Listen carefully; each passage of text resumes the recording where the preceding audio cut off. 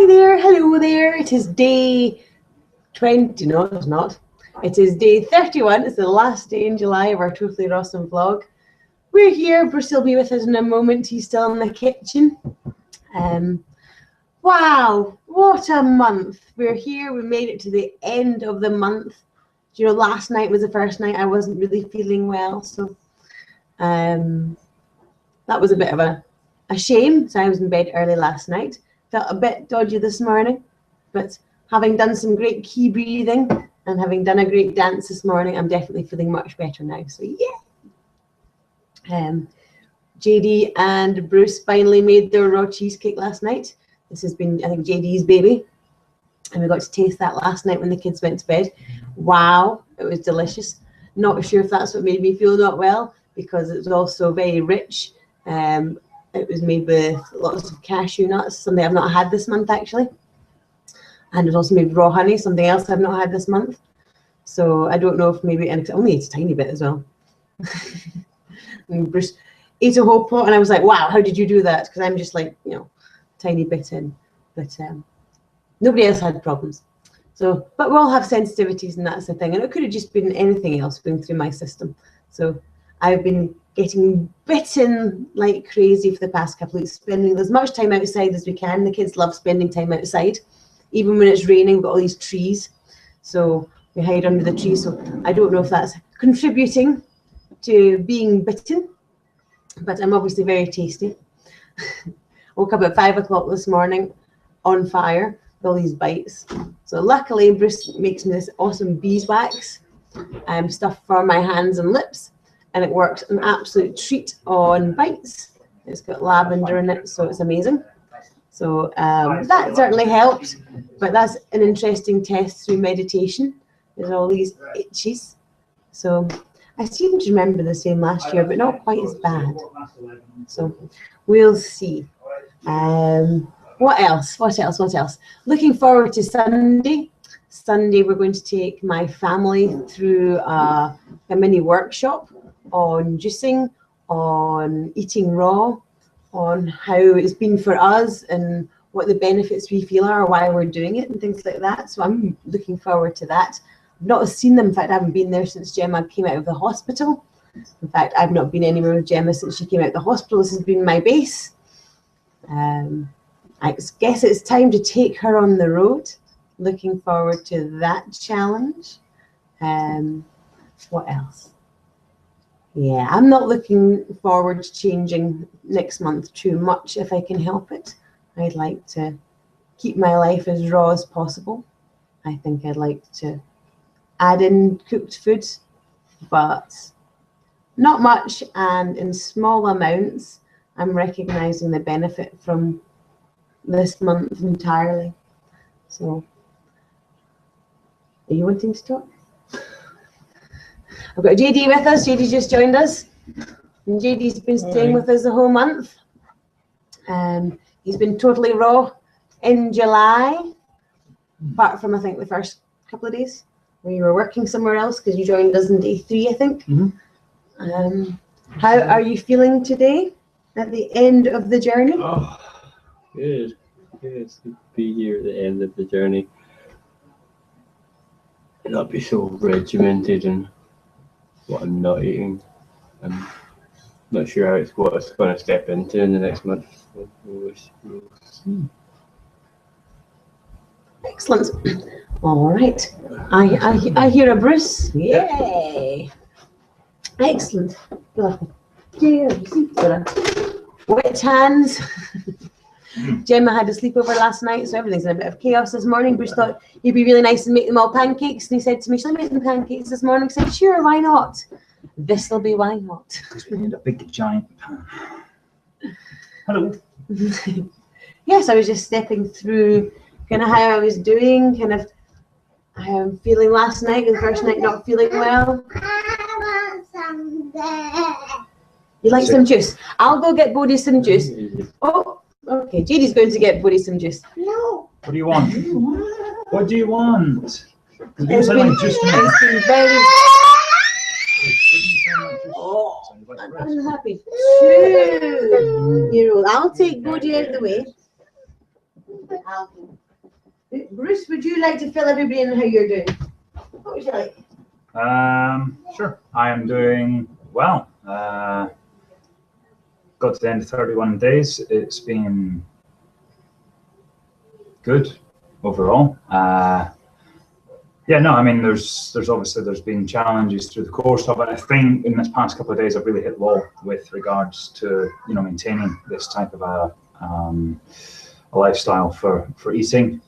I guess earlier in the month, it was feeling quite kind of positive, and I could really see a way kind of going through it. Whereas in the last, certainly over this past 3-4 days, I found it really tough to see how I'm going to be able to kind of maintain it. I felt a lot of old patterns kind of coming up yesterday, sort of old reactive patterns to things.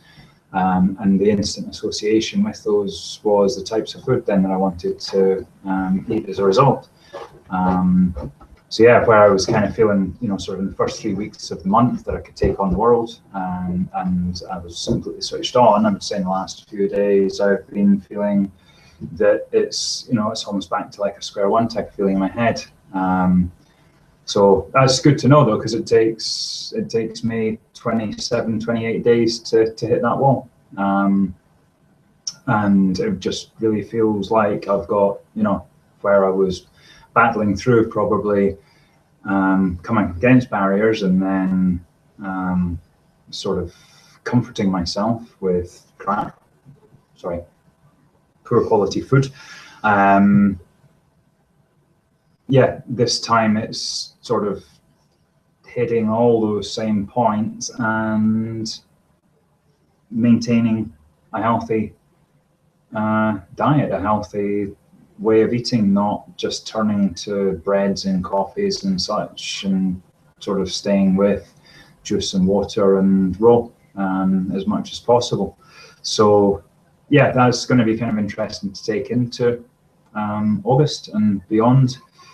I, at the moment, feel that it would be a good thing to be doing at least 2 days of juicing each week together. That will allow one day to kind of flush through and just kind of empty out the whatever's been eaten before, and then on the second day really just to give a good boost of only nutrients, no fiber or other sort of interfering or heavier to process bits of food, and then step back into either smoothies and raw, or into sort of lightly cooked elements again. Tomorrow I am looking forward to to cooking something. It's going to be simple, it's going to be healthy, it's going to be nutritious, it's going to be tasty. It's no different to the raw food that we've been eating. It's just going to be hot, that's all. So yeah, looking forward to that. Probably looking forward to eggs as well. That's another one to kind of be looking forward to. It's going to be interesting to make scrambled eggs, for example, without butter and milk. But I don't really feel compelled to go back on to milk again. I've drank huge quantities of milk really for most of my life, and I was surprised that it was as easy to just drop it. I mean, literally, I think I might have had milk on the day before, on the 30th of June, and I just didn't touch it since. And my life would sort of grind to a halt if I didn't have milk. I'd get up at 6 o'clock in the morning to go and get milk for breakfast, these types of things, trudging through snow in the middle of winter to go and get milk, first thing in the morning. So happy to kind of let that go. Don't know what that means for cheese and butter and anything that contains milk. We'll see how that kind of turns out. I don't really want to be kind of a food fascist, I guess, for myself. Do you want to support that industry though? You're wanting to support the industry that...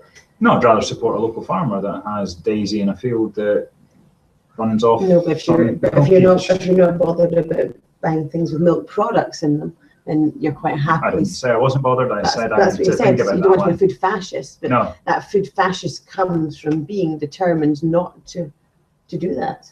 Not to put forward that it's okay. And so I want to not do things because that is what I want to do, not because I can't. I suppose that's the thing. So I don't want to be putting imposition on myself. I want to be able to approach everything, sort of with my eyes wide open. as opposed to just kind of going, oh, flavorings, that'll be fine, and boom, you know. Whereas you have no idea what flavorings are in it. As I said yesterday in the vlog, if you can't pronounce it, don't eat it. It's really as simple as that. Unless you know what it is, where it's from, how it affects your body in a short, medium, and long term. Why are you putting it in there? Because somebody that works in a business that's got slick marketing tells you it's good for you. That's not quite how it works. So yeah, it'd be good for their profits. That's about it. They like profits. Your companies. Good for company profits. Good for the pharmaceutical industry and the health industry. But that's really the only people it benefits. That stuff doesn't benefit us at all. So all the unconscious, walking into a shop and just picking up something without understanding what's in it. How do you think that'll fare? Do you think you'll bother? Do you think you'll slip off? JD, is it going to affect you? It's going to affect me. How it's going to affect me, I'm not sure yet. Are you going to let it affect you, do you think? Or are you going I think I'm going to be more aware of it. I think the awareness is alone is going to affect it. Are you looking forward to what you're most looking forward to bringing back into your diet?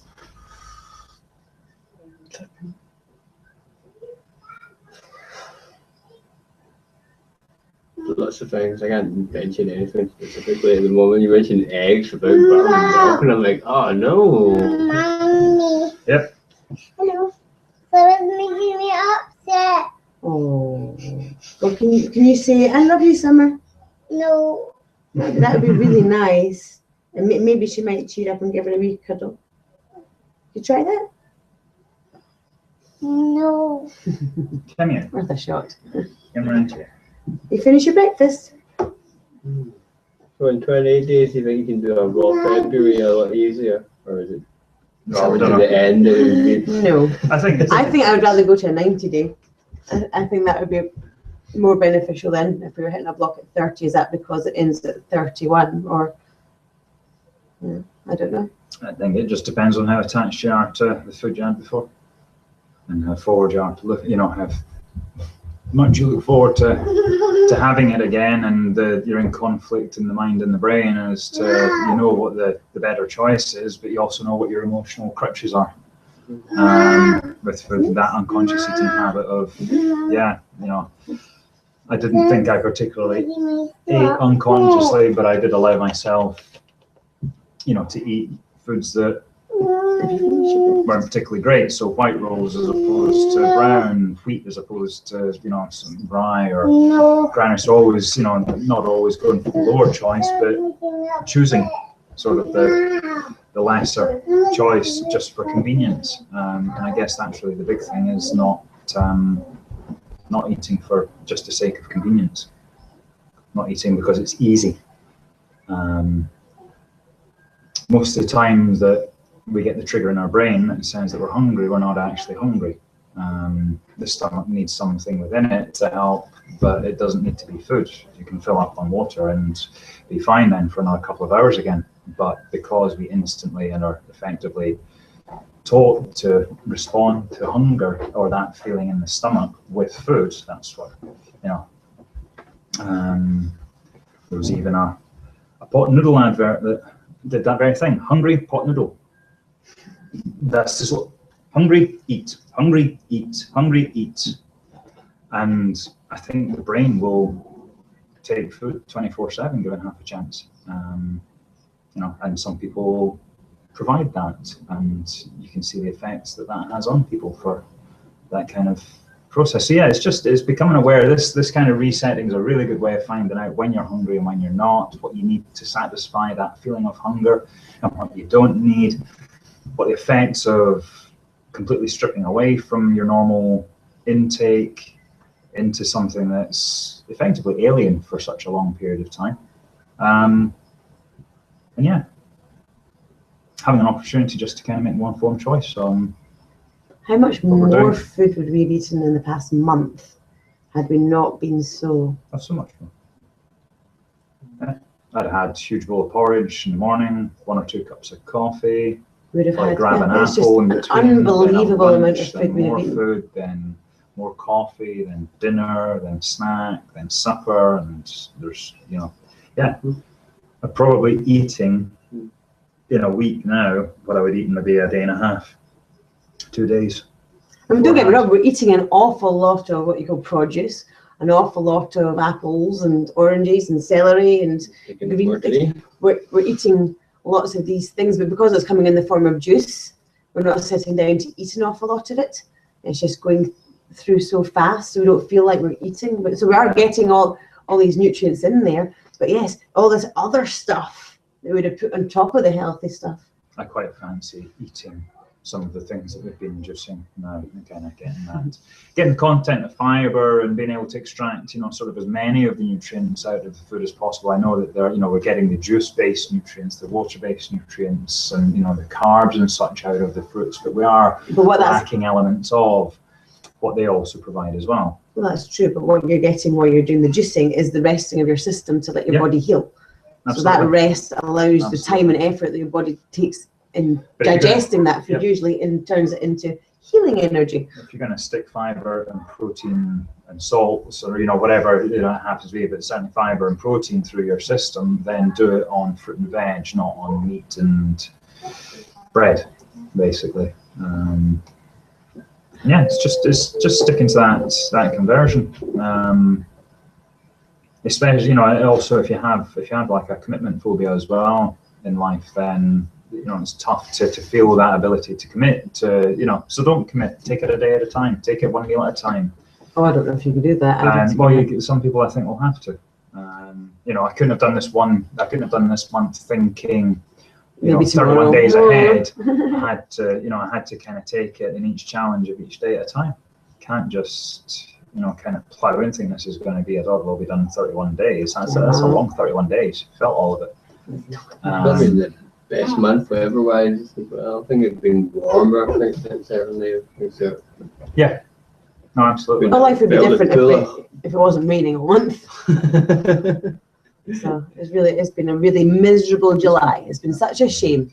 And they've been talking about it. They've been calling it October. It's closer to an October month than a summer month. So, oh well. Yeah. I think it's probably time we wrap up here. We'll be doing some other videos to maybe more succinctly put together what we've thought about this month, what our biggest lessons are, what we've learned.